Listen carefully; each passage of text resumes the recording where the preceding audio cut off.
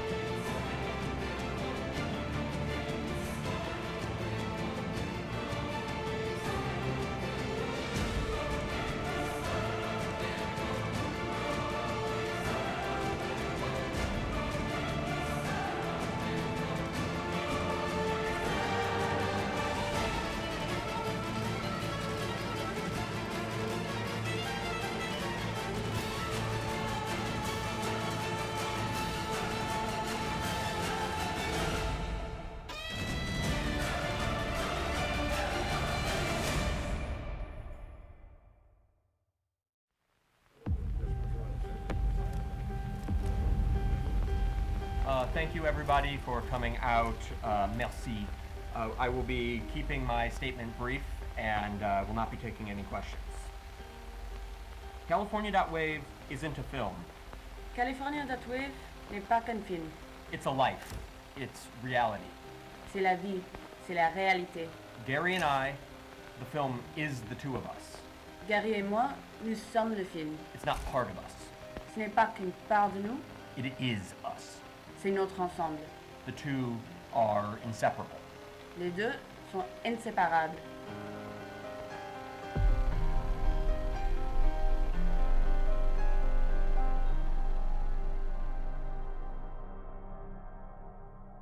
Yeah, I mean, for those of us who are not yet familiar with Cunningham and Kennedy's work, I mean, comedy studies was really mostly focused on the classical comedy canon, Punch and Judy, Why Did the Chicken Cross the Road, Who's on First, Gallagher.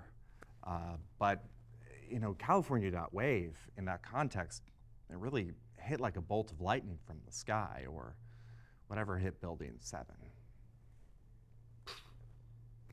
So Gary and David met in 2007. It took a few years, though, for them to really develop a shared sensibility. But by 2010, they had thoroughly alienated everyone around them, and really the rest is history. I mean, from stealing Tim and Eric jokes to stealing Nathan Fielder jokes, they introduced a whole new comic ethos to the American comedy scene.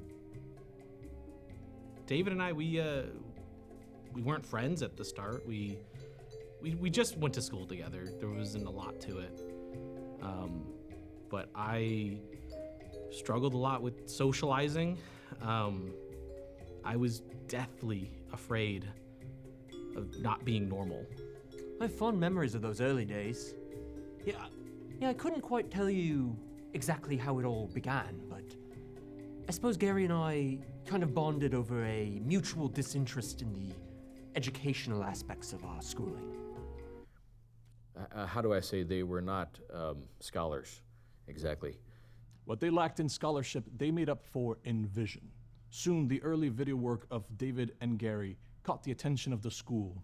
It would give them a fateful assignment that would change their lives forever. our school needed a video for this charity event, and they tapped David and I because we were the only kids that knew what we were doing. Yeah, they told us that humor might motivate the students, so we came up with a sort of loose, character-based pitch of things.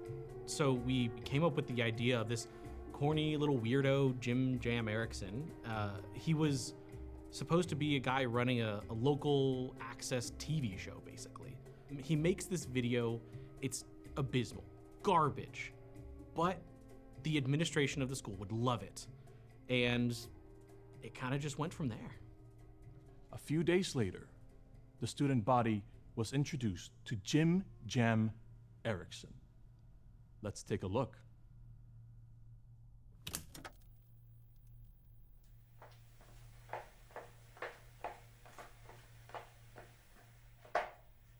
My name is super hip and cool host, Jim. I have a really important announcement to tell you. It's about money and donations. It's about time that our school cleans up shop and hits that goal of $10,000. What do you say, guys? Are you with me? Amazing. Turns out life imitates art because despite being an at times unintelligible ripoff, the video was an outstanding success. Soon, a second video was ordered. Merchandise was made, and Jim Jam Erickson entered the popular imagination. It's crazy that when you watch something like that, and David and I just knew what we wanted.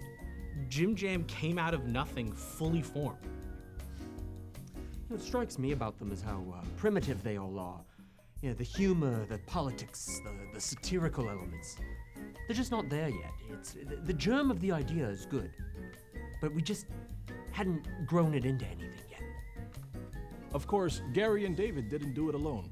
Enter Colin Stevens and Grant Muckler, the final pieces of the dingus-shaped puzzle. You could say I was involved pretty early. I wasn't actually in the videos at first, but I was behind the scenes. I was producing, directing, you know, kind of coming up with the whole thing. Did we ever fight over control of the movie? Yeah, sometimes, but I think people knew who the real filmmaker was. So after we graduated, we really kicked it into high gear. We saw a huge business opportunity with this Jim Jam stuff. I felt really limited by the form. You know, Jim Jam makes videos, that's all fine and good, but, you know, we needed to get experimental with it, so that's where something like Wild.dll comes in. Wild DLL was my first appearance on film. Hey, want that cigarette out? Shut the fuck up. It's the first time we really got Jim out of the school setting and out into the real world. We needed to figure out what was next for Jim. Obviously, he had to make videos, but what was bigger than that? What are the best videos? Movies. You know, we didn't have the high-end cameras, but we did have a mission. You know, if Hollywood didn't want to come to us, then we would go to Hollywood. I'm not sure they were ready for that. And go to Hollywood they did. Armed with small cameras and big dreams, the four Hitchcock hopefuls piled into Gary's 2011 Honda Accord and set off. Little did these Wes Anderson wannabes know that their journey would take them further than Los Angeles. It would take these aspiring Apitchapong receptacles to their destinies. California.wav takes the story of Jim Jam Erickson to the next level. We join Jim at his corporate job years after he has retired from making comedy videos, where he is mocked by his coworkers for his history of being a dingus. However, unbeknownst to him, the Hollywood studios have merged into one megacorporation called Merger, under the leadership of the mysterious Joshua Weinstein, and they need someone to direct their first movie. After his son David discovers Jim Jam online, Joshua offers Jim the chance of a lifetime. Come out of retirement to produce the greatest movie of all time. Jim unites with childhood friend and caretaker Billy and sets off on foot across the country to Hollywood. Along the way, the two encounter professional gamer Lucas Barton, himself a character from the 1989 Fred Savage vehicle, The Wizard. So, you the wizard? A philosopher trapped in a mall, and the philosopher's son, Colin. Together in Hollywood, the team puts together Jim Jam's Flim Flam, a 5-minute special effects extravaganza that could be just what Hollywood needs. At the premiere, Jim is arrested for the multiple crimes he has committed throughout the film, most notably in a brazen display of disregard for human life, burning down his own home with his girlfriend still inside it. That joke is oddly dark and arguably distasteful. Frankly, I have never worked on another project that came nearly as naturally as California.wav did to me. So the real brilliance was in the script. We were writing as we were driving, so there was times we were shooting scenes seconds after writing them. There was times where we were writing scenes after we shot them. And even though we were going so fast, the script was simply brilliant. The script wasn't the only thing moving quickly. A 2011 Honda Accord can reach speeds of up to 115 miles per hour. I'd have to say my favorite part of California.wav is the Kansas joke. Well, nothing to see in Kansas, eh? Yep. But we came up with it too late. We were driving to California and we had already gone through Kansas. We had to film it in Colorado. But that's just how movies roll, at least my movies. As funny as California.wav is, it's not all jokes. We touched on a lot of really important themes, like Colin's dad. The being trapped in the mall, there's several layers to that, I think. There was first off the being trapped in a marketing consumerist society that was very much encapsulated symbolically by that place. That's one layer of things. And then there was also, I think, an internal layer, personal layer of me internalizing that reality and you could see, trying to escape from that kind of thing. So there's two layers right there. And then I think also the size of the mall, this huge mall, right, was, in a sense, it was a place that was no place. And to escape and to be able to be in this place, which is smaller. I mean, this is not nearly as big as a mall, but I am here, and I'm able to be present in this smaller place now. And so hopefully you can see those different layers, which I've tried to describe. We did a lot of careful planning to make sure it went right on the first try. Calling all units in the town and country area. Reports of a house fire at 4607 Lindbergh Boulevard. Possible arson. Copy that, LT. ETA 7 minutes. Waiting for backup. Well, when they tried to film the destruction of my house, they just blew my house up. And they destroyed my life. It's believed that the fire started after a special effect gone wrong during a production by alleged filmmaker Gary Cunningham. At this time, police are unsure who detonated the pyrotechnics that started the fire, but the homeowner was quoted saying, "I don't have insurance." Man, I don't know whose idea it was at first to blow up the house. I know Gary and I both tried. Mine's the one that worked. That's the one that made it into the credits. Oof, yeah, we really did a number on the house. I wasn't there that day, of course, but I saw the pictures.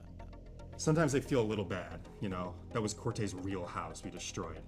I heard he lives in a school now and he's not doing great, but, gotta do what you gotta do to get the shot. There are a lot of benefits to living in the classroom.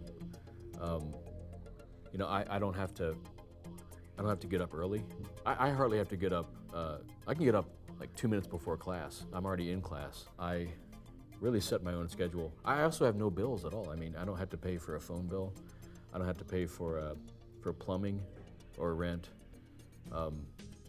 It's not really clear that anybody knows I live here or that I can live here, but I do. But that was the movie. I mean, we're really expanding this character. We're changing lives. Okay, look, let's take this back to the beginning. California.wav, silly little movie, never had any real potential for money.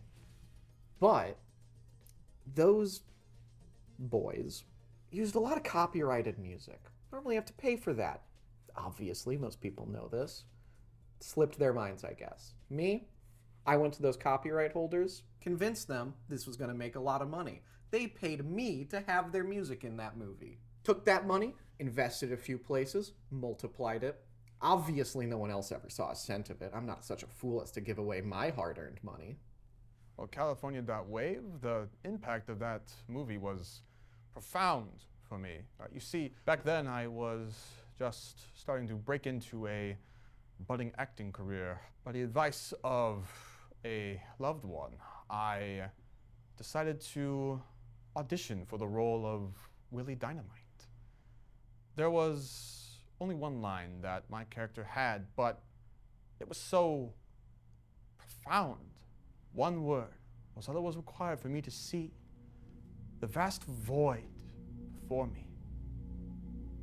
Yeah. Have you ever stopped to consider what yeah means to you?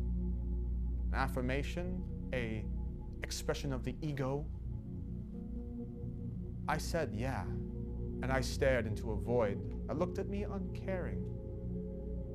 And when I truly considered this, I had to pursue it, to pluck something from nothing. And so I left my acting career behind and pursued the knowledge of the greats to enrich myself so that I might impart that enrichment to others. So to answer your question, no, I don't remember Gary and David at all. Regardless of how memorable the production was or was not, on August 18th, 2014, at 4:05 p.m. according to the metadata, production wrapped on California.wav. With a release date set to August 21st, this gave the team only 3 days to edit an entire film. Yeah, editing was intense. We weren't really watching it while we were filming it, but when we got in the edit room, I mean, there were some issues, focus problems, stuff like that. Overall, it was pretty good, but there were problems. I kind of think we got caught up in the movie magic. It looked phenomenal, but it sounded awful. The sound was a right nightmare. And we had to dub half the lines. And you have to keep in mind, this is 2014. We barely had computers, let alone sound equipment. I think that's where the problem started. All right, ready? Can you play it for me one more time?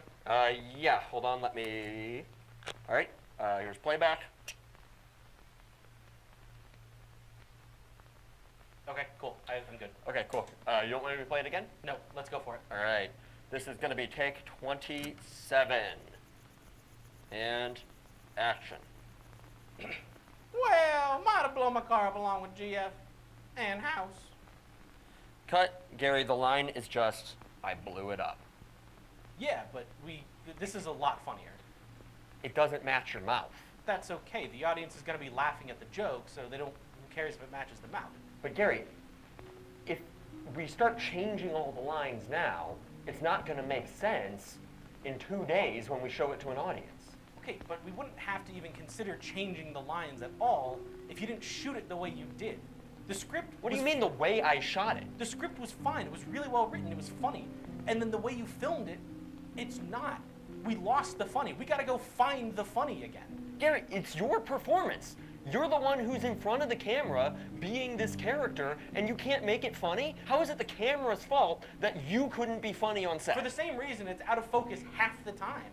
The script is good. Let's say the script. Then let's reshoot the scene. We have 15 minutes to get the next 20 scenes of this movie. Let's just do one take where we say the line right. You get one more take, and then I'm getting out of here. I'm taking a break. Fine. I've been sitting here for Fine. 3 hours. No, I know. You think I'm like sitting in this booth? All right, let's go. Come on, Okay. let's go. Okay. This is take 28. Action. Well, might have blown up my car along with GF and house. Son of a bitch! By the second day of editing, they were at each other's throats. I mean, and it was both of them. Changing lines, ad-libbing, adding stuff, doing edits. It took 10 tries to get that Kansas joke in there. At a certain point, I had to say, guys, either we have to get it together and get this thing done, and in theaters, give people what they paid for, or it's just not going to happen. And then that set them straight. Straight to box office success. California.wav opened August 21st, 2014. Des Perez? No, it's Da Pair. De Pair Cinema in St. Louis, Missouri, to a sold-out audience. God, the editing was awful, brutal experience. But it was legitimately worth it. Because when I saw myself and David up on the big screen, that was literal movie magic. And I've never had that feeling again. I've been chasing that high my entire life.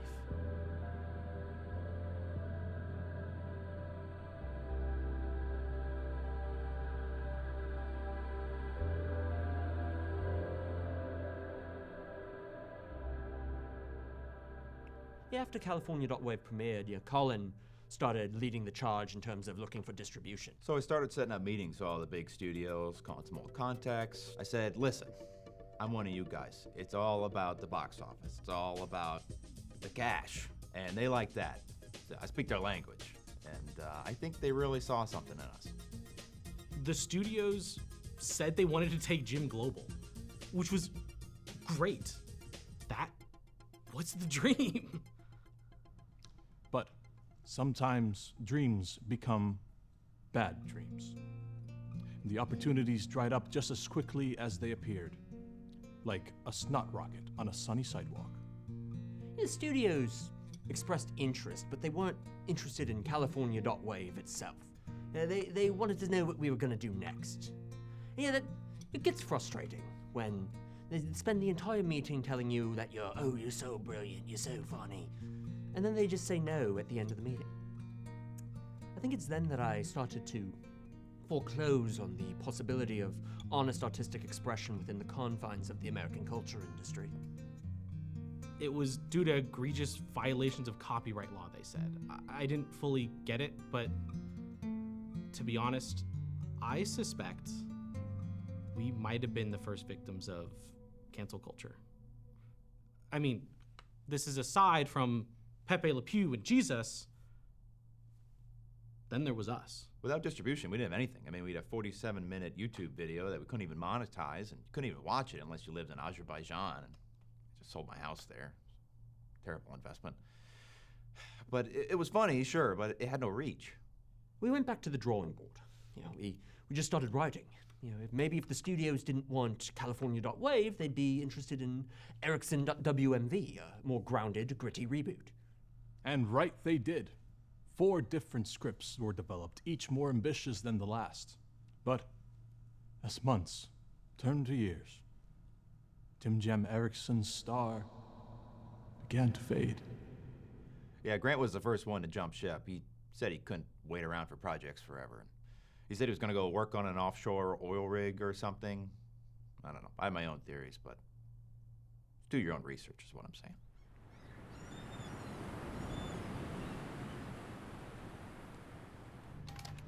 Yeah, I mean, after they said no to putting out California.wav, they didn't know what they were going to do next.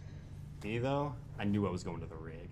I did not want to pay those taxes. I wanted that money. I wanted to be on the rig.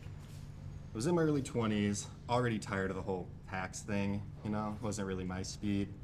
Thought, move out to the rig, it's international waters, they can't go after me out there. Only downside, I guess, is I can't go back to the land because IRS is gonna get me, but it's okay, Got a leak on pipe 5, I'm gonna send a tech out there.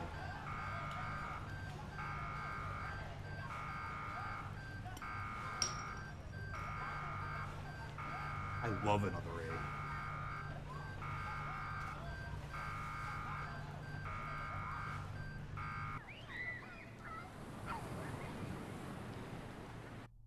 I stayed on for a few months after that, but the scripts kept getting longer and more convoluted. There was one where Jim has to go save the auto industry, and I don't know, it kept getting further and further away from what made California.wav California.wav. And at a certain point, I was done. And they tried to get me to stay, but the lion doesn't concern itself with the opinion of sheep. So I went off into the crypto business, and it's been doing pretty well for me. I guess it was done,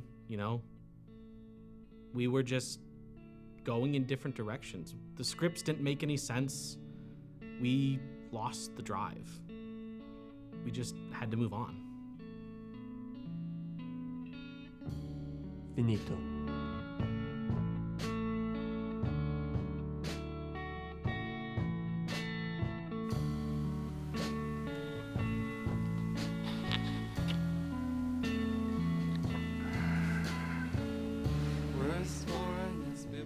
End of an era.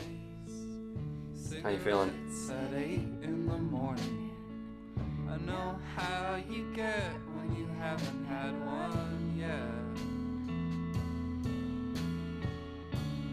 I think I'll move to New Hampshire, 'cause I don't mind the weather. Be a guest, but have a bed to rest. And in Arizona, Joshua and Sandoval. See Gabriel, you know I miss him like hell. I'm tired. Yeah, same here.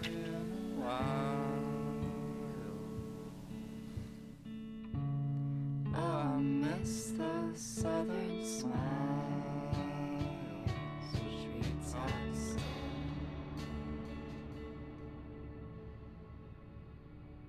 But so I sat here and I just kind of wondered, how was I gonna reinvent myself?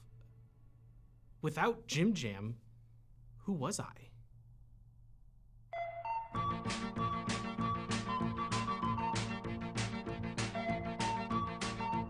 Here in LA, there's a lot of Starbucks. And I don't think Starbucks can take a joke. In fact, I don't know that they even know how to tell them there. When I asked for my drink, just a black coffee, you know, red-blooded American, just like all y'all, I was told I needed to share some information. They usually ask for the name, but they are now asking for your pronouns. He, she, they. What do I look like? A multiple personality disorder? No! And the barista's like, you want some whipped cream on your mocha frappa cockerino? Chino? Lino? No, I want whiskey. I don't know that I can say this shit anymore. Am I allowed to say this, LA? The rest of my stand-up is getting pretty real. I might start talking about the gays. Stand-up was a huge outlet for me. Well, before Gary started stand-up, the assumption was that comedy is supposed to make you laugh. But Gary really showed us that it's really about making you think. You know, the most important part of a comedy show is when they stop playing nice and start getting real. I really believe that. 2018 was a prolific year for Gary, releasing 3 distinct comedy specials. His first received rave reviews.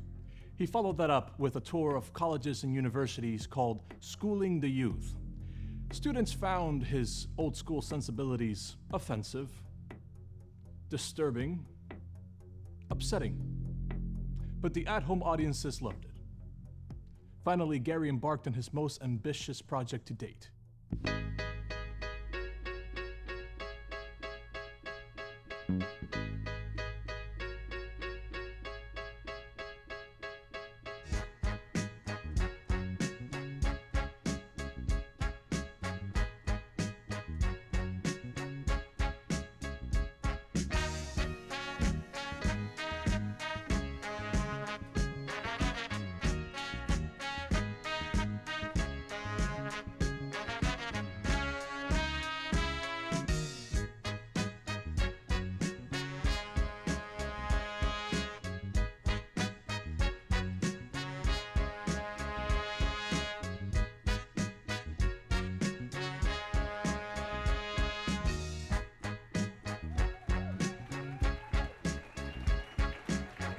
And please welcome to the stage, Gary Cunningham.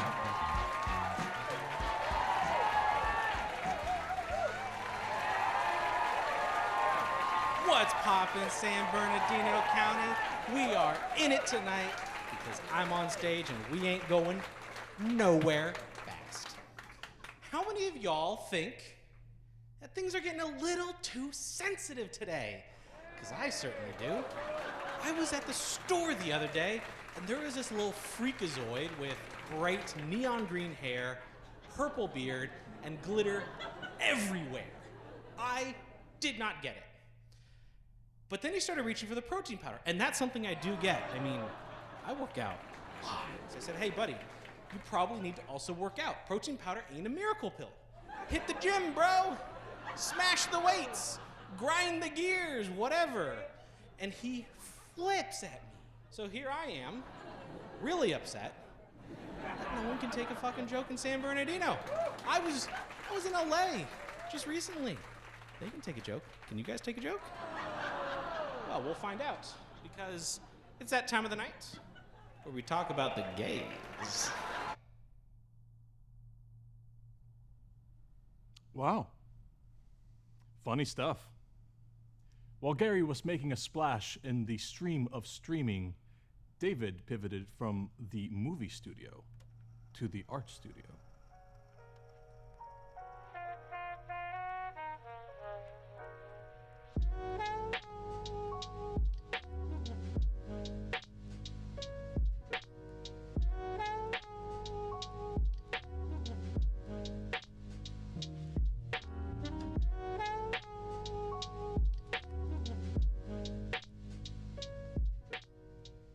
Bonjour, my name is Francine Lacroix, and I am the curator here at Kushner-Bezos Project.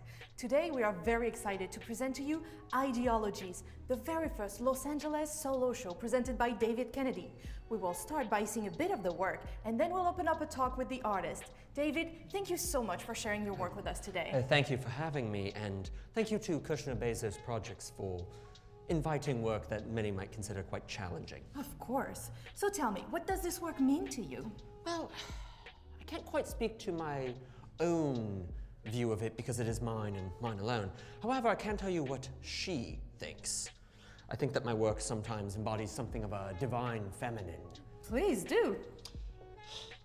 I think these works interrogate the dialectic between personhood and perception. They tackle the modality and the artifice of the constructed digital self-representation. Though you may observe that the subjects are perhaps robbed of their lens of critical viewership, that lens is found in this work over here. Here we see the lens itself isolated and robbed of its corporeal form. It seeks endlessly to resolve the contradictions and find a synthesis, as do we all, truly. And that synthesis is perhaps found here, in the world of the constructed and the political. Though the materiality of this ideological construction is itself fleeting and fragile, despite the grip that it holds over us. I suppose in this regard, all of the work is bathing in its own contradictions. But it's much the same as the way that the data points of the internet and social media can be used both to uplift and enlighten the masses, as well as, and unfortunately these are the times we live in, I hate to say this, but plunge an entire nation into the darkness of desinformatia. Intriguing stuff. So how do you choose the painted subjects of your work? I'm very taken with the beauty and the diversity of the human body in all its forms, its shapes and sizes. I think there's quite a bit of beauty in that. And do you think that your work fits more into an art historical context of a more contemporary turn towards the digital? Or is it perhaps more of a metamodernist reconstruction of a more traditional form in a decidedly contemporary context? Yes. Thank you. For the collectors in our audience, each painted piece is available at a starting price of $460,000. Be one of the first to own a piece of this incredibly challenging new show. Yeah, without the pressure of the entertainment industry and the Hollywood system, I felt actually an immense freedom. While David was bringing the art world to a fever pitch, Gary was preparing a very different kind of pitch. This was a few years ago. I went to a comedy show and there was a new comedian playing, Gary Cunningham. I liked what I was hearing, so I thought maybe we should try to set up a meeting. So I got an email from a producer and she asked if I wanted to pitch a movie. You know, of course. I started digging around through all the old scripts. I had so much material to show. A few days later, one of my many, many unpaid interns knocked on the door to my office. Normally, this would get a stapler thrown at your head, but this time she had something to show me. Gary Cunningham had already made a movie. This is how I got introduced to California.wav. It was a little scrappy, but I could see the potential. We set a date for the meeting and we waited. Later that night, my husband and I went to an art opening. We're big collectors. Whew. As I recall, I was opening my second solo show, America the Beautiful, at Soiled Space. And at the reception, a woman approached me and introduced herself as Catherine. And she told me she had seen a very interesting film that morning called California.wav. Needless to say, I was shocked to hear that title again. I invited David to join us for the meeting. Apparently they hadn't seen each other in a long time, and this was a reunion of sorts. So they brought us in to do all these pitches. We were busting out everything from Dingus Does Detroit to Gyroscope Jim. Some ideas were better than others. But in the end, what we settled on was something new. The idea was something that we had never thought of before. It was something really, really good. It was just California.wav too. I hadn't written like that since the original movie. The magic was back. We knew it was good. There were complications, of course. I mean, how are you supposed to make a hero out of a felon? Jim Jam went to prison at the end of the prior film. But we knew we had something. We signed a contract, got a hotel room, sat down, and the thing basically wrote itself.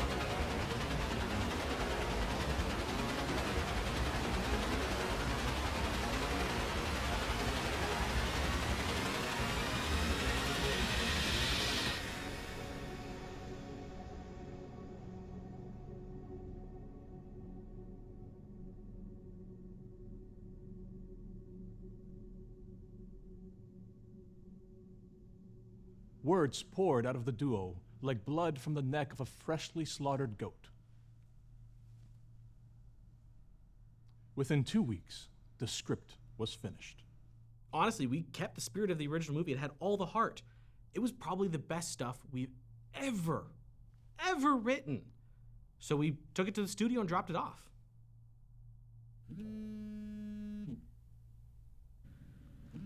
Catherine's calling me. This is probably big. Hey, how's it going? Yeah, no, I'm doing great. Just chilling, having a good time. Do we have any news? Oh. Well, what's up? Oh.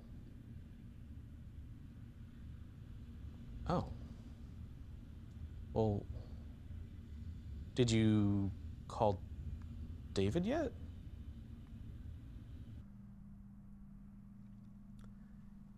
Oh, I see. All right then.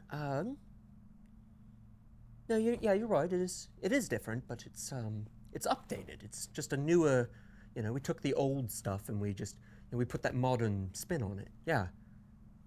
Yeah, it's different. It's very different.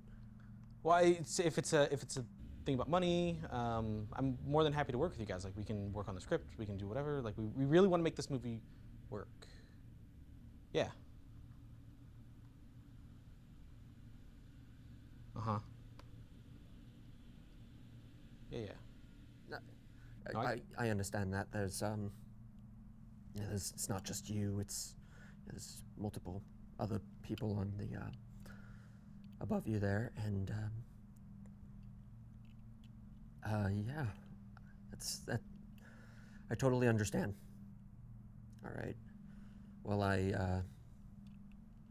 look forward to working with you again too, someday. Yeah, no, I appreciate it. Okay. All right, bye.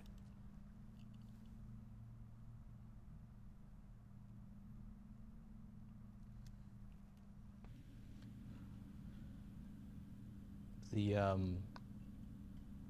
project dead?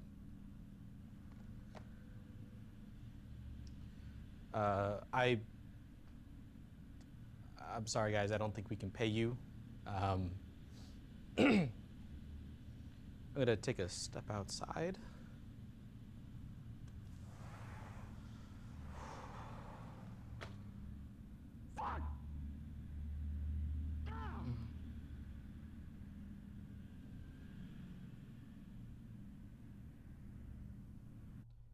It was really hard, honestly. I've never really taken rejection well, but it's the way it was. We wrote the script and they didn't want it. It was disappointing.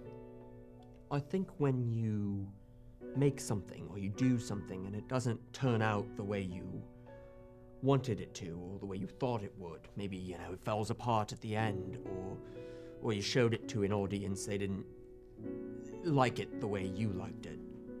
I think there's this endless urge to go back and tweak things or fix things, or if I only had one more shot at it, I'd get it right this time. I'd tell the joke different, everyone would laugh. I think maybe the right thing to do when you feel that is, learn from your mistake, move on, make the next thing better, but it's something that stays in the back of your mind, is this idea that, it could have been something different. You don't want to become somebody who sits there dwelling on old projects years later, and it was disappointing. I think we can leave it at that.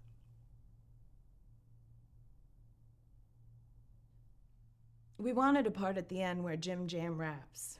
I thought that'd be cool. Something like, I'm the one, listen to my lyrics, son. Made a movie with your girl, call me Jim Jam Erickson. Something like that. Gary came to me with this big idea. He said, you know what? Screw the studio system. Fuck Hollywood. We're not Hollywood filmmakers. We're downtown filmmakers. I thought it was brilliant. So we decided we're gonna go straight to the money men. and we're going to tell them we've got this script, it's ready to shoot, all we need is the money to start.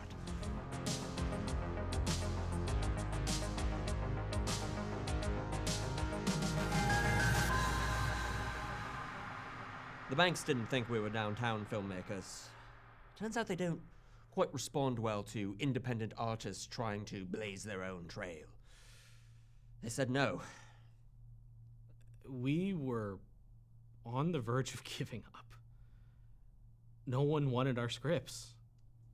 But then we realized there's one person we hadn't asked.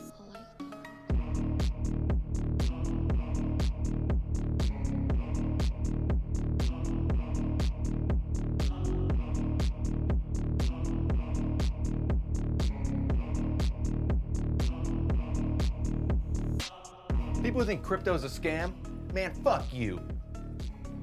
You don't know what the fuck you're talking about. I live on the computer, all right? Bought that one, already own this one.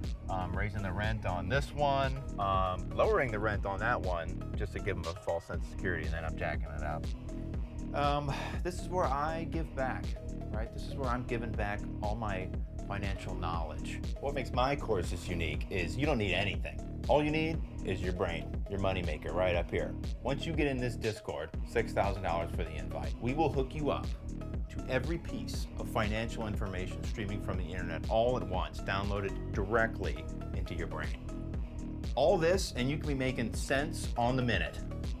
Mr. President, yes, I'm glad you like the new house. Well, I got Bitcoin, Monero, Litecoin, Dumpcoin, Shitcoin, quarters. When I come here, it's peace, zen. This is my calming place. Clown coin, bone coin, blood coin, coin. It's always good coming home to a friendly face. A lot of people thought that I only gave money to this movie because I was friends with Gary and David, but, you know, I'll break bread with friends, but here's the truth, all right? I didn't get involved until they gave me a solid business opportunity. And when I saw the numbers, I looked it over and I saw ka-ching, all right? And once that green Hollywood money was coming in, I mean, I could make a lot of stuff happen. So we just got to get that straight, all right? I was in it for the profit. Man, Colin was fucking jazzed about this script. He was over the moon about how much money we could possibly make. I mean, that doesn't matter to me, but like, that got him on board. So I told them, give me a budget, you know, I'll give you some money, come back to me in a week, show me what you shot, and if it's good, I'll fund the rest of the project. But first I wanted to sit in on a table read, you know, I wanted to make sure they could match my grind.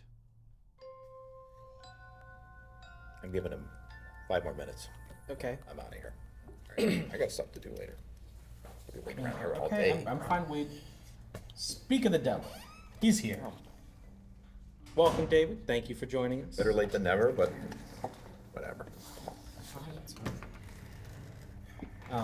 So, I guess, where are we thinking? Yeah, well, I want to go through a couple of the pages. Guys, you cannot smoke in here. No, I sent you this email a couple times. Okay. Like an insurance thing. You are... Oh, David is deep in preparation for his role, so I'm going to be his voice today.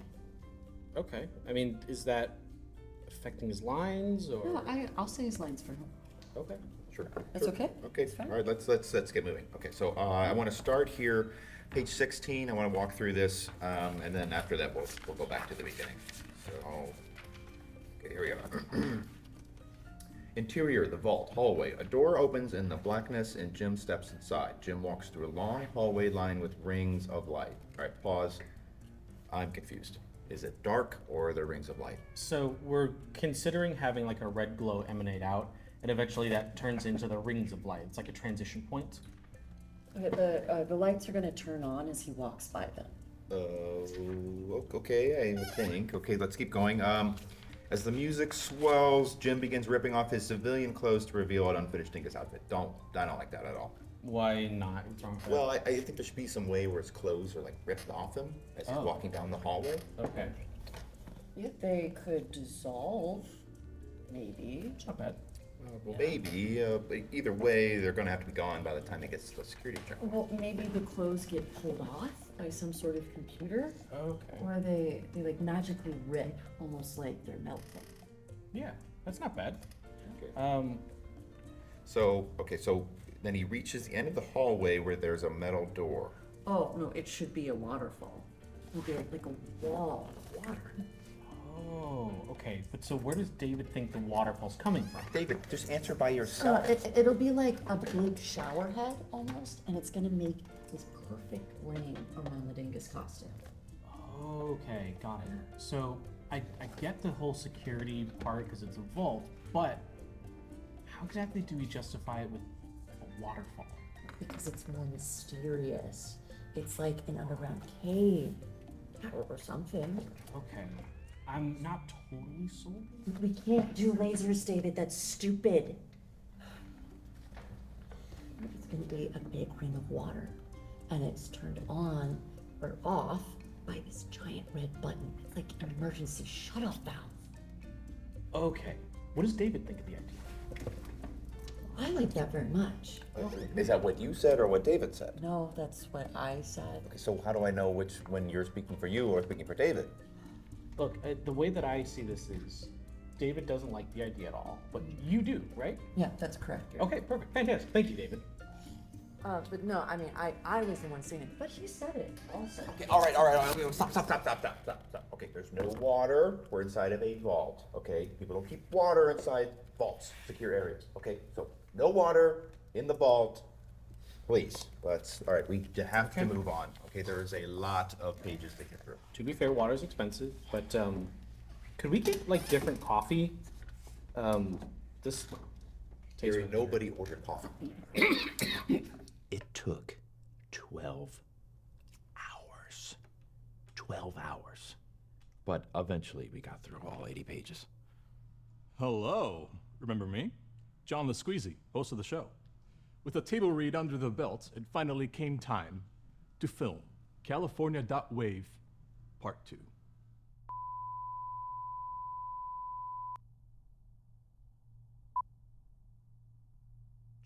Jam Erickson.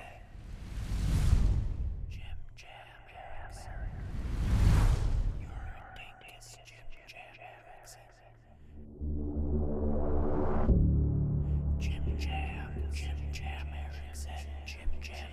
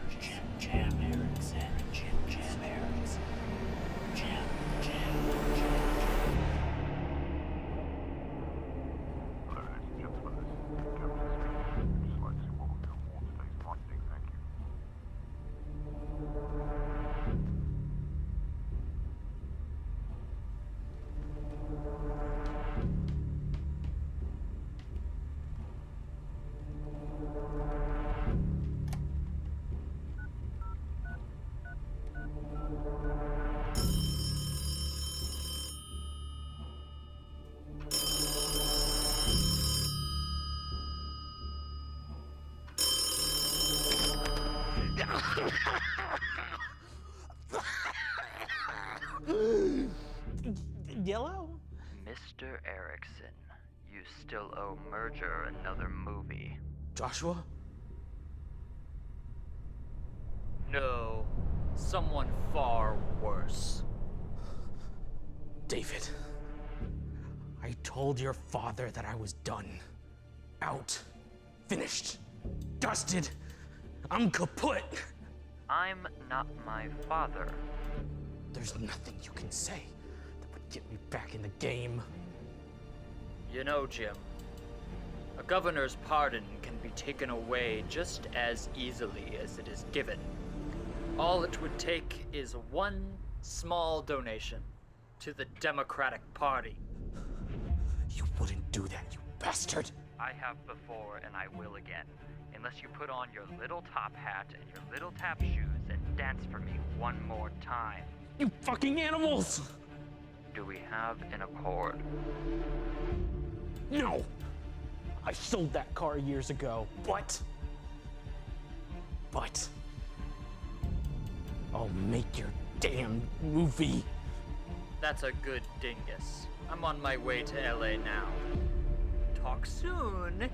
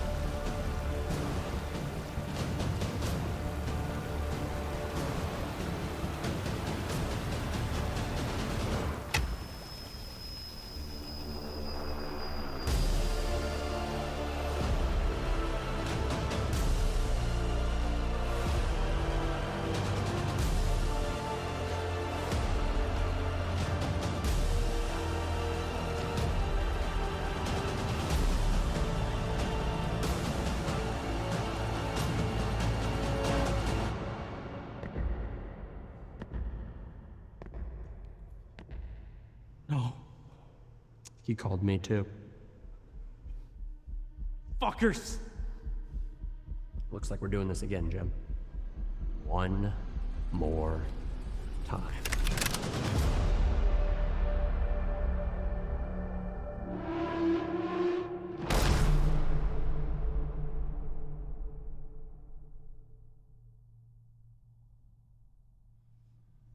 Wow. What can you say? It seems like the movie was cooking at last, and we were in for another serving of that famous Jim Jam original recipe. Put some more of that on my plate, please. However, there was more than laughs cooking on set. There was also trouble, with a side of disappointment and strife for dessert.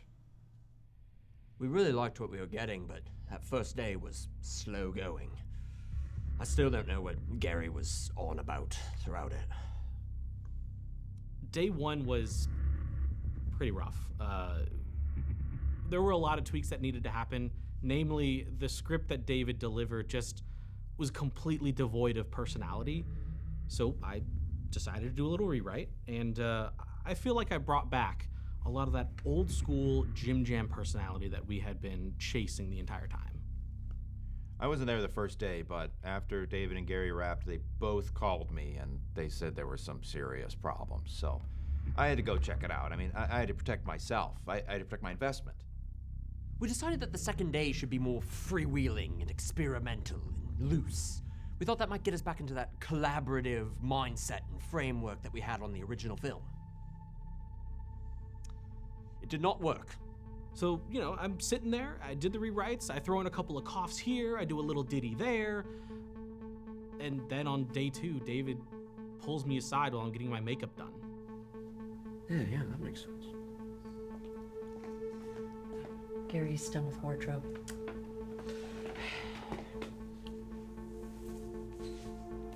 Let's do it.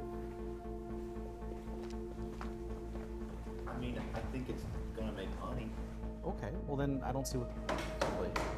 Gary, I'm going to need to talk to you outside. Oh, okay, sure.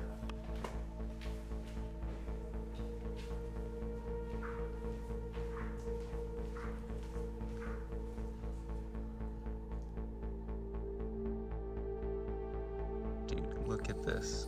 Pages unknown. I don't even know what we're doing today, dude. Antonio, what are we doing today, dude? Oh my god, the call sheet? Yeah. Look at that, 15 hours, only $60. Like, what the? You're getting. What do you want to talk about? I want to talk about why you're not saying the fucking lines. What do you mean? We wrote a script together. It's funny. Say the fucking lines that we wrote. Yeah, but we established it's just not that good. I need to punch it up. When did we establish that? We established it last fucking night after the first day was a disaster. First day, we got what we needed. Today, we're not getting fucking anything because you're trying to turn it into the Gary Cunningham show. You know what? I'm turning it into the Gary Cunningham show because you're not taking this shit seriously. I'm not taking it seriously. You're not taking it seriously. Fuck you. Fuck you. No. How about you do your fucking job? How about that? You want me to do my job? Yes. Let me be fucking funny. How about you? Fuck Man, you, Gary. Fuck you. You're a stupid piece How of about you shit. toss off? How about that, huh? Kill yourself.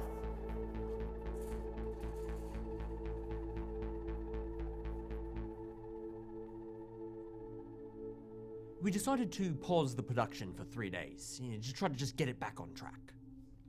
We sent the crew home. We still paid them. They have a contract, obviously. We told them, give us some time to get it together, I guess. Then we went to Colin and we gave him the bad news. That was a problem. I mean, I hadn't been totally transparent about my financial situation. So I borrowed a lot of money for this crypto business startup, and the banks aren't super big on crypto yet. So I had to get creative with the financing and find an alternate option. They said they were going to take my kneecaps. And I said, guys, okay, hold on, pause. Keep the kneecaps. I'll take the rest of your money. I'll put it in the movie. And then when it goes big, I'll let you keep all the profits. And then I keep my kneecaps. And they said, okay. I mean, we had a deal. Yeah, so the collapse of the movie was pretty bad for me. Which is why I'm excited to tell you about my next venture, Loopy Lizards. This is my new NFT project. All right, these are the loopiest fucking lizards you're ever gonna see. Okay, my team, it's all Web 4, NFT, HTTP. It's got everything in there. And this is the next generation of crypto for the next generation of millionaires. So all you have to do, and this is new tech, you just have to find me and give me $100 cash. You don't need crypto or anything, and I'll email you one or whatever. And then you can buy one, and your mom can buy one, and then I can keep my toes. And just like that, production came to a sudden end, leaving millions of California.wav fans waiting, mouths agape, for a sequel that would never come. Like baby birds, waiting for a mother that, for medical reasons, cannot regurgitate. After production ended, it was oddly unceremonious. We just went back to the lives that we had. I actually began to prepare my MoMA debut, The Unseen Self, E. Getting back in the swing of comedy was amazing. It was like riding a bicycle, except I had a new edge, all new material, and to be honest, I got a pretty big laugh when I saw the news. David, the man who had graced canvases, had fallen from grace when it was revealed that he had been plagiarizing artwork from his assistant. Turns out his real masterpiece was fooling the gallery for so long. I've always been very open about the fact that my work is collaborative in nature. On the advice of mine and Jeff Koons' attorneys, I would simply point out that other people perhaps were not listening when I said that. Yeah, I basically did everything. He would come into the studio like once a month and he'd just say, "Oh, looks good." And the only skill that this guy has is writing a press release. Unfortunately, the art world was very unforgiving. I found myself shunned by the very community that had shown me so much warmth not a year prior. I was supposed to be getting paid for this, by the way. Like, I should have been making commission, but I mean, I don't even know where he was spending all this money. Like, probably on his shitty tattoos. But it's like, it's not worth going after it anymore. Like, I'm fine now. I'm good. And actually, I have my first gallery opening. It's called Goddesses of the Grasses. It's opening next week, and my assistants are getting that ready right now. As David's star fell, Gary's went supernova. So, like, I really can't say shit like that anymore. And I don't get it. It's the stupid fucking liberals, but they're losing. They haven't won shit in so long. I just... What? Do you think this Jim Jam? Dingus.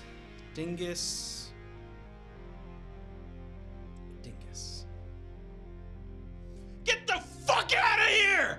Get him out of here! I don't want him around! This dude's a fucking idiot! I earned my right to be here! You can't talk to me like that! I earned this! Get him the fuck out of here! Don't you ever tell me to do that again! Look right here, everybody! This guy is the first of his fucking kind! Fucking animal!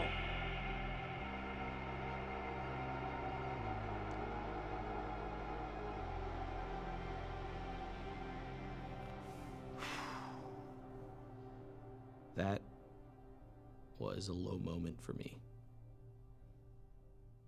But not the lowest. The video was posted online where it quickly went viral. The outburst generated discourse, as did Gary's subsequent apology.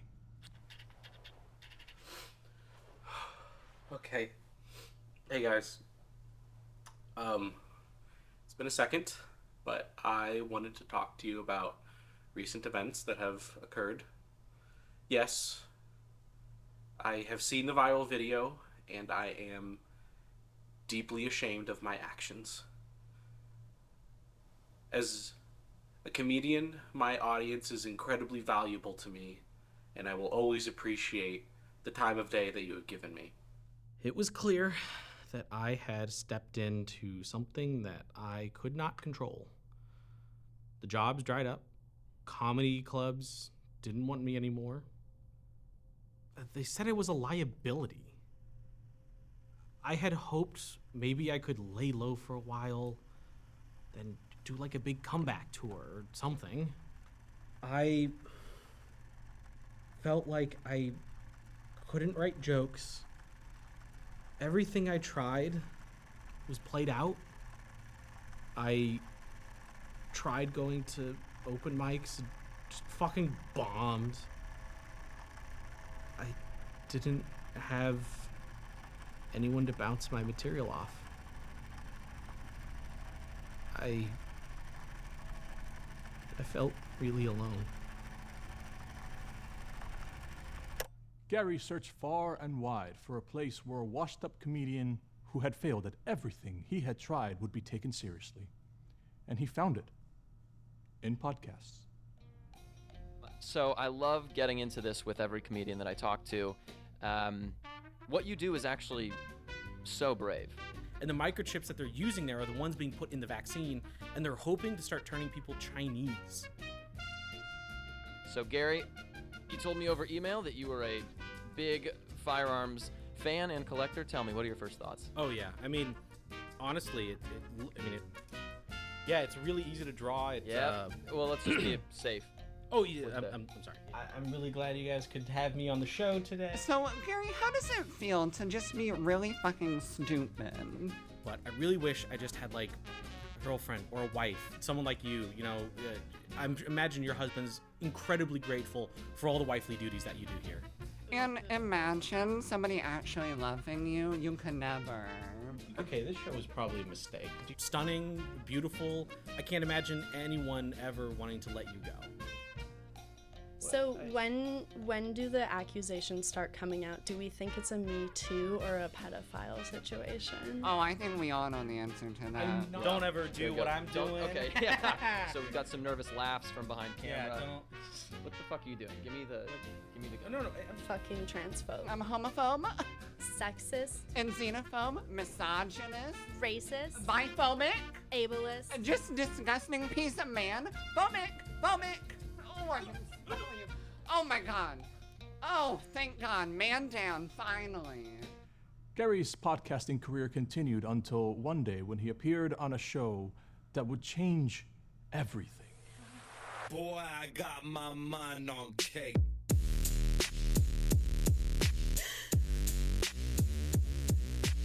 Welcome back to the Colin Stevens Money Moves podcast, brought to you as always by our friends at bookiezone.co.su, Eastern Europe's premier political betting website, and by betclub.yg, your one-stop shop for betting on grade school sports. With me today, we have longtime friend, entertainer, comedian, and all-around great guy, Gary Cunningham. Welcome to the show. Hey, Colin, thanks for having me. I really appreciate it. So, before we get into the business of entertainment, not a lot of people might know this, but me and you, we made a movie together. Yeah, we did. Oh, God, California.wav. That was, what, 10 years ago? Almost 10 years ago? Almost exactly 10 years ago. Yeah. When you think back on that time, how do you feel? Oh, I mean, it was a lot of fun. I mean, like, fuck, we made a movie. We were just kids dicking around, but, like, we made a goddamn movie. You know, just hanging out, goofing off, having a good time. Maybe sometimes I wish we could go back to it. Totally different vibe than it is nowadays. But, doing silly shit with friends, hanging out, having a good time. Sometimes I wish I could go back. It really meant a lot to me, you know? All right, and before we get into that anymore, we have to go back to our friends, gamblingman.co.dd, for a quick word from our sponsor. I saw Gary on Colin's podcast and had my producer reach out. It seemed to me that California.wav was the perfect story for an episode of Legends of Laughter. We set it up, and I suppose we've come full circle now. We sure have, but we have one last surprise for the television audience at home. Tonight, on Legends of Laughter, David and Gary will be reuniting right here in our studio. Yeah, no, I'm not doing that. No, I know, Gary, but the audience out there wants to see it happen. No, I'm absolutely not. No, let's move on. Isn't that a great ending to the story of California.wav? Doesn't it feel like it's what we've been building up to this whole time? You gotta give them a fitting send-off. Fuck off! Get this shit off. God damn it. Move. Get the fuck out of here.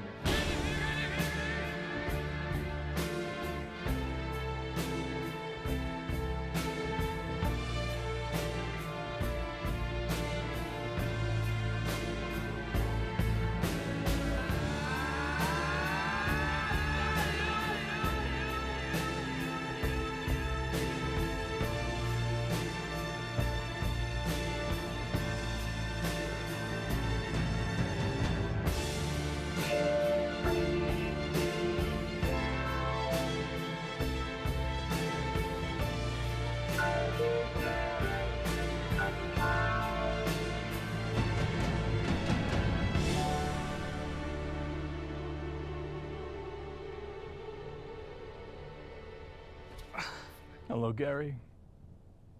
John? No, that's actually my ghostwriter's name. My name is God. What? Don't you see, Gary, I brought you out here to teach you something important. So what? There's no TV special?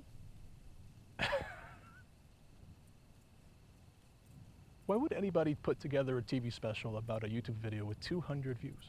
More like 300 views. Well, the concept is absurd. Well, so all of this is just my imagination. It's real to me. And to you. And David is getting his own equally vivid and much more expensive looking version that we're not going to see today. But that is just as real to him. The truth is, you're a lot better together than you are apart. Spending your life with other people, that's the whole point of being human. I made life on Earth short to get you to realize that, but most people don't, because by the time they do, it's too late. It's one of my trademark pranks. So what, I'm not famous? No. Gary, California.wav has only ever really mattered to, like, 4 people. The good news is that it only has to matter to 4 people. It doesn't have to be anything more than what it is. I don't think I understand. I'll let you stew on it. I have to go anyway. I have a whole universe to run. Plus, it's the MLB playoffs. We'll see if you get it in the inevitable 25th anniversary documentary.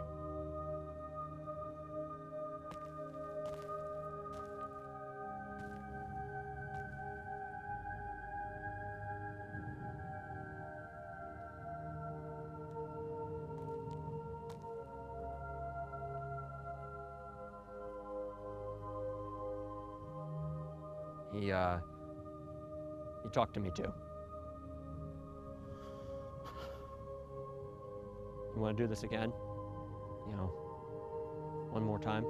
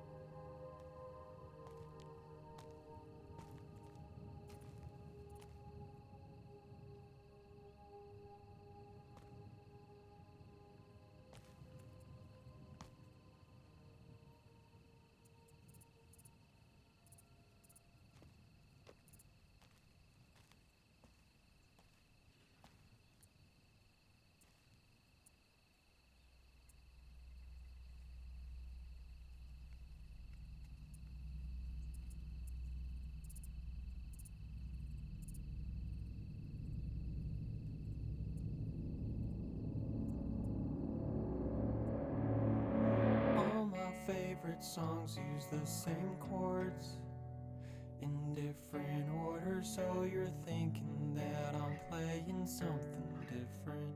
And all my favorite songs use the same chords.